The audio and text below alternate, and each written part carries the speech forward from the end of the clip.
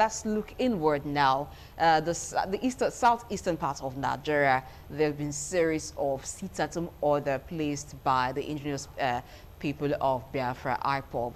Now, that part of the country is where we know a lot of manufacturing, lots of entrepreneurial activity to happen. What do you think will be the effect of the constant sit-at-home order in the southeast? Yeah, it's disheartening that IPOB, that the Nigerian government has still not done something about the IPOB sit-at-home order. It started sometime in July, mid-July towards August, and it's about 3 months now. And my whole worry is the fact that the federal government sees it as an eastern problem. There's this kind of commentary we hear that it's their business. They are the ones who feel it. They are the ones doing themselves. Yeah, but they fail to forget that there's nothing like Enugu economy. There's nothing like Ebonyi economy or Anambra economy. It's the Nigerian economy. Okay. When you are computing GDP, when you are computing national income, you compute it for the entire Nigerian economy. And to really face the fact that this section of the country are the ones that make the hub of business activities in Nigeria, that's one.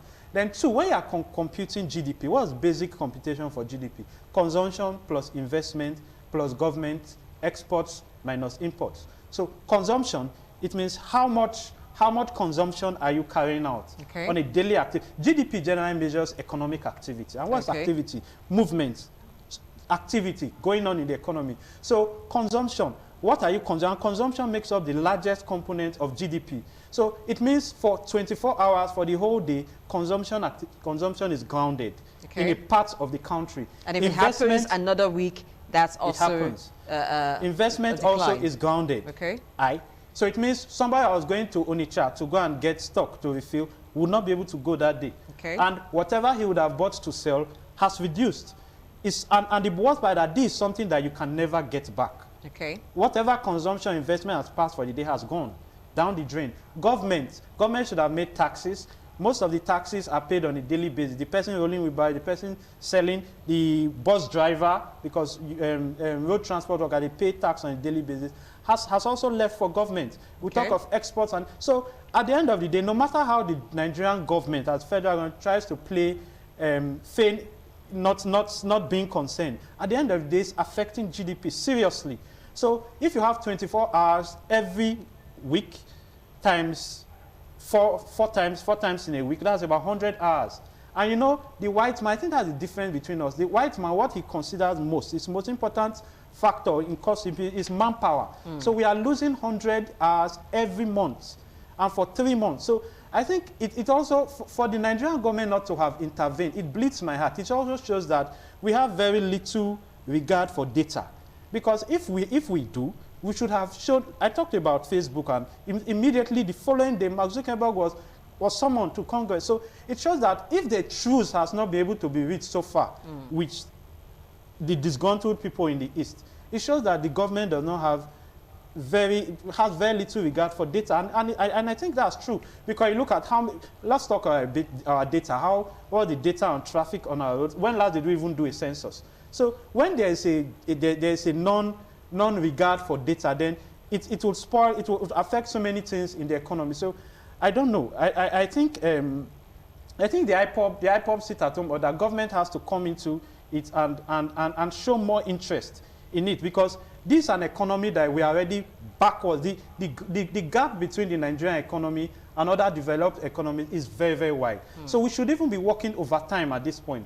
Adding 2 days, adding probably making it a 6 days working week to catch up and not losing manpower hours. So we initially looked at this herdsmen issue that was happening in the north. At the time, we in the south, we looked at, they are killing themselves, it's their business.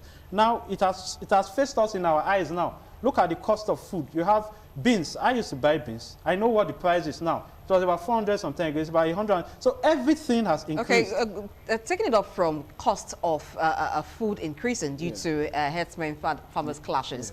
Now, is there a possibility that the cost of goods coming from the east would also increase due to the sit-at-home order by IPOB? Yeah, I don't think it would. It will just affect GDP figures. Yeah, it will affect our GDP growth.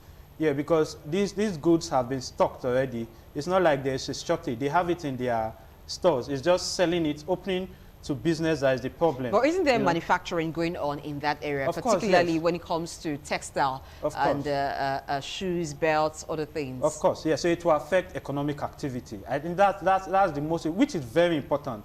Look at the budget that the president presented yesterday for the 2022 appropriation bill. It was laced on 4.2. That was the expected growth rate that we for next year. Okay. So if you are that's ambitious for me. But if that's what you are driving at, and you are losing this much GDP, and you know the problem with our GDP is that we don't capture the informal sector. Okay. So all these people selling pure water, people selling small scale business are not captured, but it's affecting our GDP figures, and that's my own concern. The fact that we may not be able to hit 4.2 if it continues like this, and also it also speaks to the fact that the country. I'm not calling. So let's look at the characteristics of a failed state. When you look at the characteristics, one of them is a total degradation of government.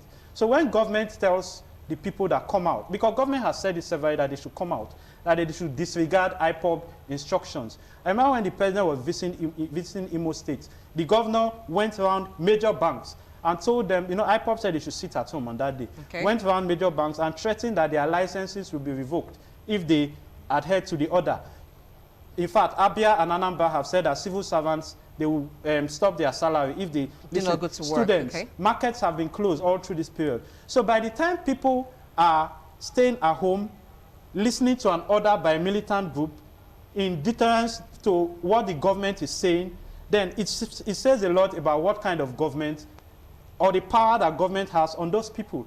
And without calling a failed state, but that's what it seems like when governments cannot wouldn't it be like a situation, look at it from the angle of a father dealing with his children. Yeah. There are certain things your child would do if you don't outrightly mete out penalties on the child. You give room to see if the child would make a change. Yeah. Would that be what the federal government is doing in reaction to the IPOB sit-at-home order? Yeah, it's true. But I'm not even advocating for military force to be used. But I'm just saying that government should find a political solution to this. My home border is the fact that there is this feeling of it really does not affect us. Okay, it so affects those in the East. It's high time that serious concerns should be raised. Okay? Yes, and government has to redeem itself. Okay. So that when government tells people, come out, there's this trust that they have in government that they protect security. Them. Exactly, because when the people see that military bases have been run down, in the last month, about a military base is different from a barracks. Okay. A barracks, you have civilian. A military base means they are completely military army officers.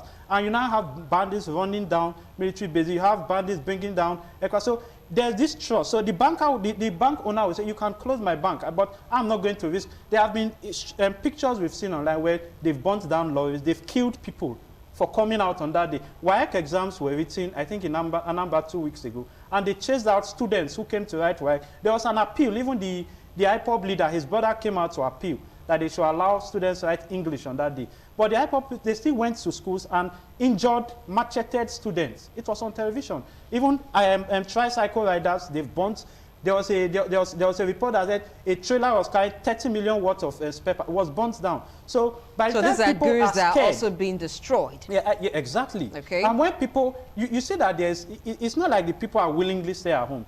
They want to come out. You see them complain. They are complaining. But it shows that the ability of government to protect the citizens against a militant force, where the militants are able to put fear into a whole. I'm not talking of a local government. That's what the government should be looking at. Yeah. We're not talking of a local government, a state. Improved security in the southeast. And find a political solution. Yeah. In order to ensure economic stability. Exactly. Okay. And consolidate our growth drive. Okay. Yeah, we are looking at 4.2. With this situation, we might not even hit 1 point. Okay. 1%. And that's not something we want at all. So every avenue we can to help our GDP is something that we should encourage. Absolutely.